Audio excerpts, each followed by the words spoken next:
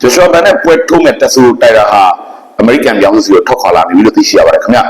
ဟုတ်ကဲ့ဒီစီစဉ်လေးကိုကျွန်တော်နဲ့တိုမိုတို့ပူးပေါင်းတင်ဆက်ပေးလိုက်တာဖြစ်ပါတယ်တိုမိုကတော့အသင်းစားစားတော့ကုန်တွေကိုရောင်းချပြီးတော့တကယ်ကိုကောင်းမွန်တဲ့လက်ရာတွေကိုထုတ်လုပ်ပေးနေတာဖြစ်ပါတယ်ခင်ဗျဟုတ်ကဲ့ပြည်သက်တွေလည်းပြီးဆိုင်ကြည့်လို့ရအောင်စကားလက်ဆောင်ပါတာဖြစ်ပါတယ်ဒီတော့တက်ဆူတိုက်တာဟာပွဲထုံးအတွက်ရပ်ပေါင်း40လို့လောက်ကလေးက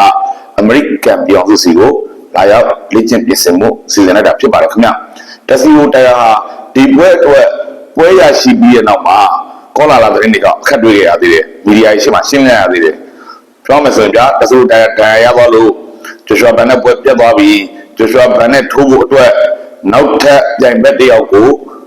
UFC ကလိုက်ရှာပေးနေရပြီဆိုတဲ့အတန်လေးထွက်လာခဲ့သေးတယ်ခင်ဗျအခုတော့အဲ့လိုမဟုတ်တော့ပါဘူးတဆူတိုင်ကသတင်းတွေအမှားတွေ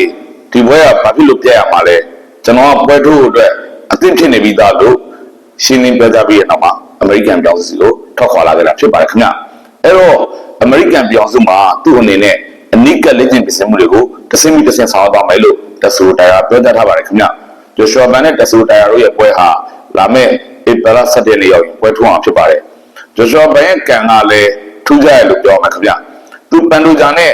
ကပတ်လူပဲထိုးခဲ့တော့မှအဲ့ဒါအင်္ဂလိပ်နှစ်သူကာလာနဲ့တော်တော်ကြီးကိုနီးနေပြီဒီဇင်ဘာလထဲမှာထိုးခဲ့ရတာဥပဒေချင်းကြတော့မြန်မာနှစ်တကူနဲ့တော်တော်ကိုနီးနေတဲ့ကာလဧပြီလ17ရက်နေ့ဆိုတော့ဧပြီလ17ပြည့်ပြမြန်မာအရဆိုရင်ကျွန်တော်73ရက်နေ့ဆိုတဲ့အကျိုးနေ့ကြတော့မယ်18ရက်ဆိုရင်နှစ်ဆန်ရက်နေ့ရောက်တော့မယ်အဲ့တော့ဂျိုရှွာဘန်ဟာဒီဘက်မှာတဆူတိုင်အောင်နိုင်လိုက်မယ်ဆိုရင်သူ့အနေနဲ့မြန်မာနှစ်တကူအကျိုးကာလမှာချန်ပီယံကပတ်ကိုအောင်မြင်စွာကာကွယ်ပြလိုက်တာဖြစ်သွားပါလိမ့်မယ်ခင်ဗျ